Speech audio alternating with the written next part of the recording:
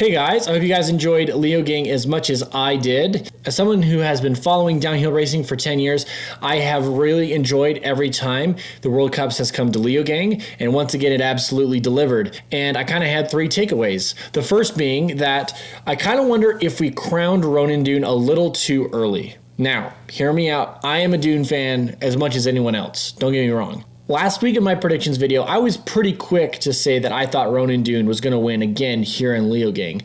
I didn't take into account that it was going to be a rainy, wet track. Someone in my comment section pointed that out to me, and that we don't know how Ronan does in the wet. We also know that even though he has a lot of momentum coming into this race, he still is a young rider. He still is trying to kind of get into pace as being one of the top 5 racers. And so to crown him as being top 5 or someone that we can expect to win every week, it's a little preemptive. He got 12th this weekend in Leogang, and if we look back, he did get first in Poland, but before that, he was 12th in Fort William, and he was 14th in the overall standings last year. If you average all of that out, it's saying that he's basically the 10th best rider right now in the UCI World Cups, which makes sense. This absolutely does not say that he doesn't have a long future ahead of him, does not say that he can't eventually get there, but to crown him in being the top 5 or a competitor with Loic Bruni is a little early on. So critique to myself, hey, he's not quite there yet. He's an absolutely young spitfire of a racer, but he's not quite where I was personally ready to crown him at. Number 2, Loic is definitely on pace to becoming one of the top 5 riders of all time. I'll keep referencing it, but I did make a video earlier this year. Could become one of the top 5 racers of all times if he won the overall again and won a couple more races. Well, he already has 2 down. He's officially tied with Amaury Piron with the 5th most wins in UCI history. If he wins the overall this year, he will pass Nicolas Vayos for having the most World Cup overall wins of all time, meaning how many seasons he's won of downhill.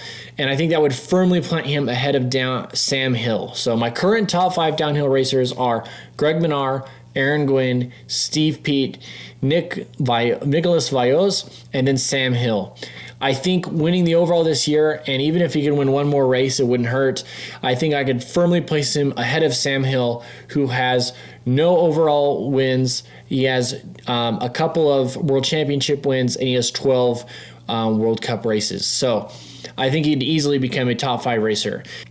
Now for my third takeaway from Leogang, once again, semifinal runs suck. They just suck. No one likes them. It just puts riders at risk again. It's another race that people have to. Ben Cathro, a pink bike race commentator, put out a video talking about how riders might not be physically up to the task of 3 races back to back in a weekend. They did move semifinals away from the day of the race to the day of qualifying, which has definitely helped, but it is just difficult to do. He pointed to the fact that Finn Isles missed both qualifying and semifinals due to a hand injury and took second place at the race. So what does this mean? Does this mean that qualifying and semifinals are weakening people and that the new strat is going to be to just skip qualities and skip semifinals? I don't necessarily think so. Finn Isles definitely did do extremely well in times training, so I don't think the jury's still out on that. I think in general it's dangerous just to have another race. You're extending the season essentially by 33% for races that riders have to compete for. A lot of people have been talking about this LCQ idea, or last chance qualifying.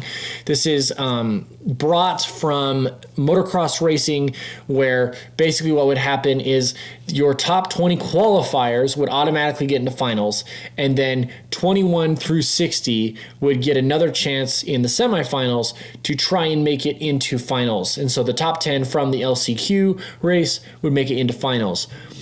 Again, we kind of have this thing now then in finals, you have 20 racers who had one less race run than all the rest, and then you have 10 riders who have basically done another race run. And so are they going to be more exhausted? Are they going to be able to compete at the same level as the other riders? I don't know. I really don't know.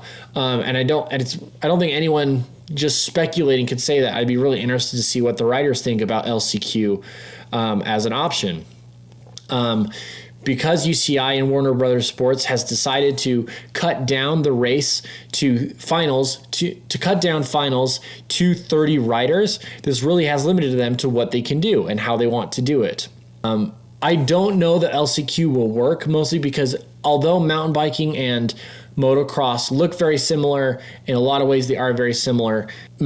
Even though it's downhill mountain biking, it is still far more physical than motocross. So I'd be very interested to see what the riders think about that and something like that. I think in general, I don't see what was wrong with qualifying and finals, even if they just cut the top 30 qualifying runs into the finals. I don't know why that wasn't originally talked about. I don't see what's wrong with that. I don't know. Call me crazy. But let me know what you guys think down in the comments, and I will talk to you all later. Peace.